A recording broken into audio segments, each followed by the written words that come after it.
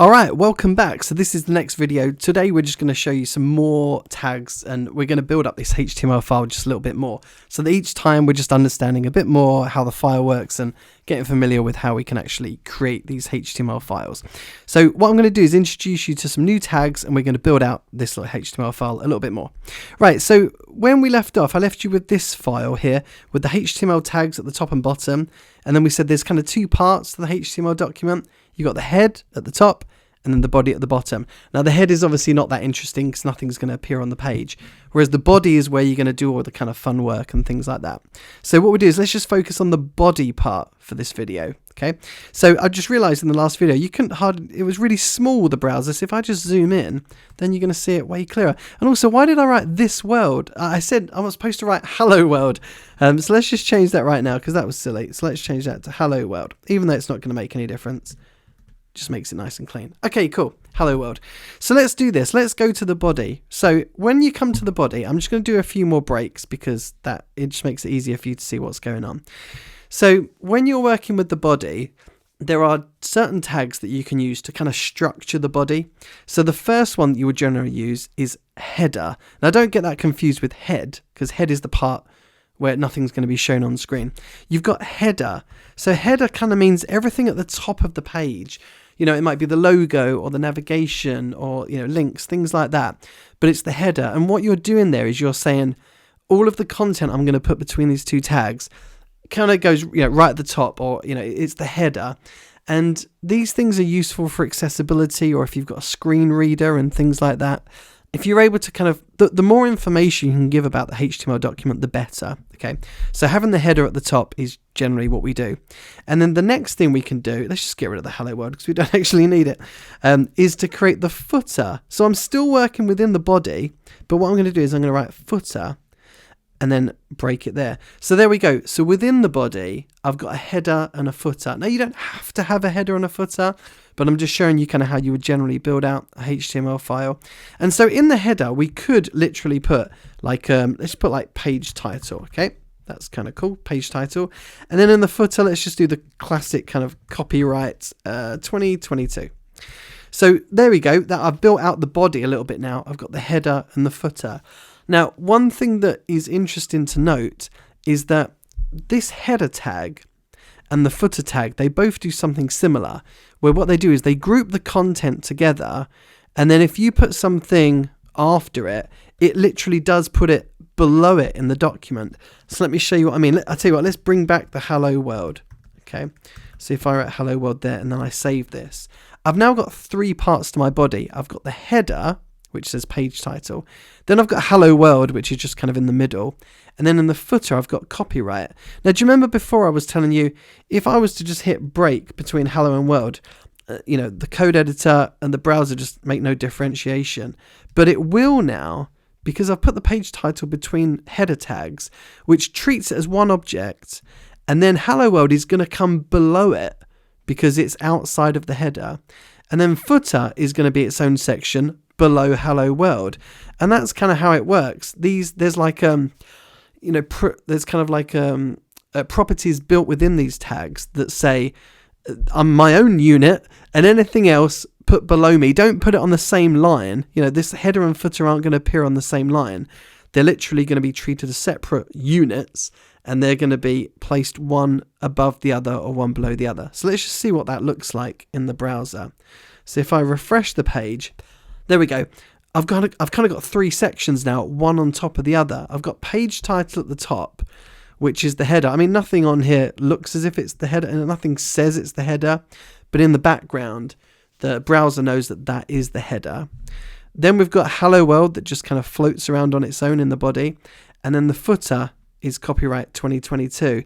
Now, just to prove what I mean here, if I was to get rid of this header, okay, I'll just get rid of it, and then I'll hit save. What do we think is going to happen now? Because there's no header tag. So if I now refresh the browser, page title and hello world are all on the same row, because it just treats them as if, you know, they are just kind of one long bit of text. It treats it as if it's kind of like that. So in order to not make it look like that and to make it its own sections, then you can put it between tags that are going to treat it as kind of one single unit. Okay, So there we go, we're back again. So we're actually getting a little bit closer to a kind of HTML document in that we can now have content that's structured one thing on top of the other. It's very linear, it's very one-dimensional at the moment, but hey, we're getting there. In the last video, we were working in one row, whereas now we've got 3 rows. So that's the first thing to show you, the header tag and the footer tag, and to understand that they're useful for describing to the browser exactly what your HTML document is doing. It's good for accessibility, and then also it's good because you're able to structure the page one thing on top of the other. Okay, right, so the next thing I want to show you is there's something which is called a div. So a div is just another one of these tags, but what it does is it doesn't really do anything apart from create, like a single unit.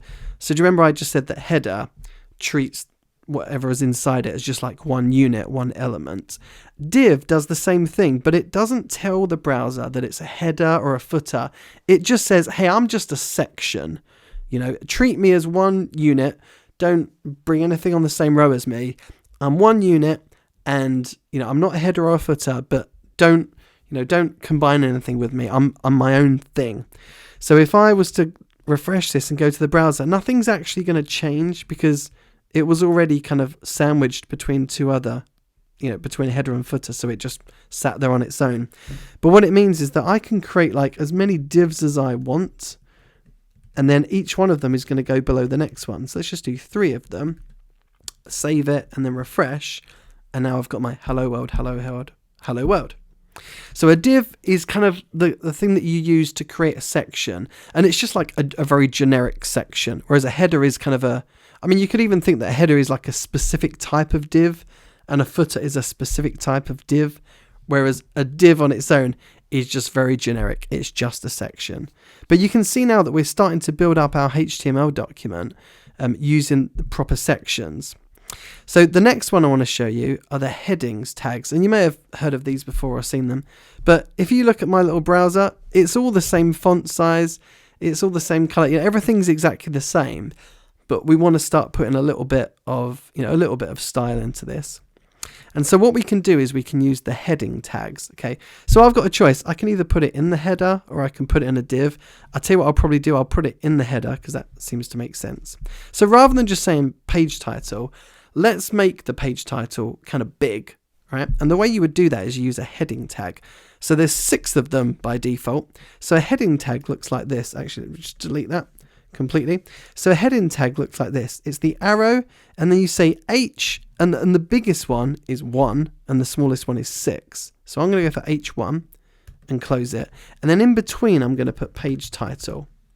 So I could, if I wanted to, use breaks like this that we said before, if I want to, and that's perfectly valid. But for a header like this, I generally just keep it on one line because I can digest that row pretty easily.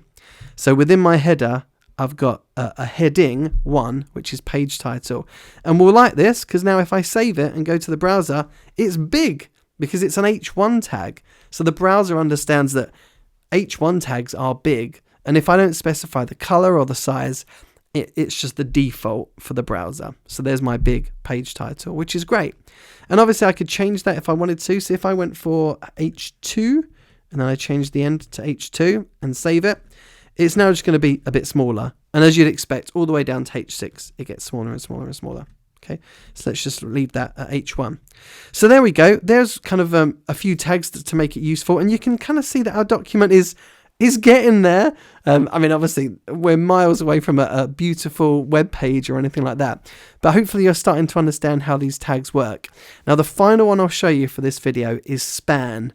And it might seem like completely pointless, but it makes sense that a little bit down the line you'll see why we use them.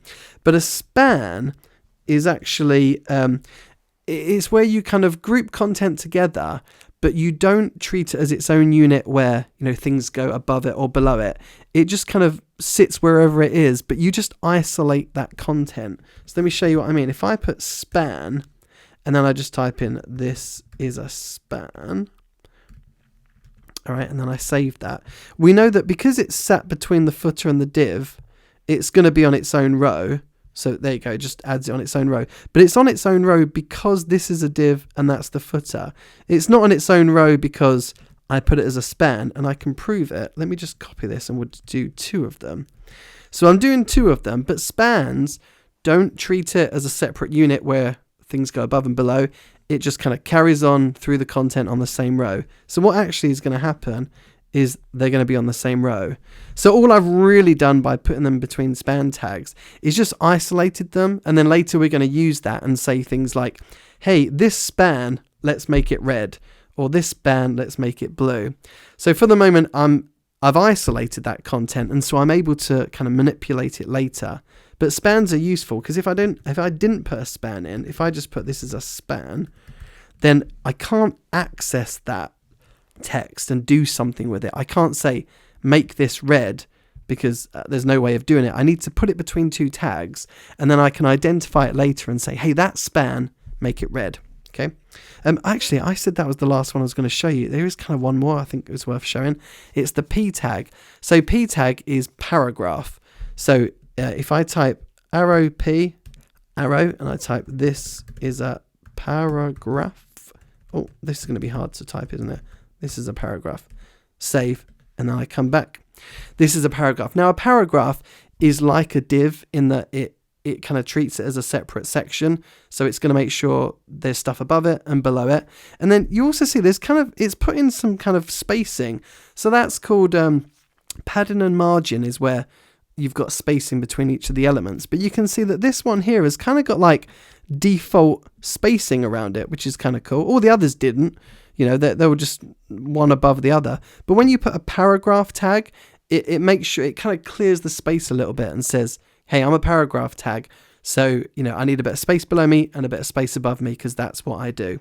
And I can prove that by just creating another one and saving it and then refreshing it. And then again, you got a bit of space in there. So it kind of gives a little bit of space around it.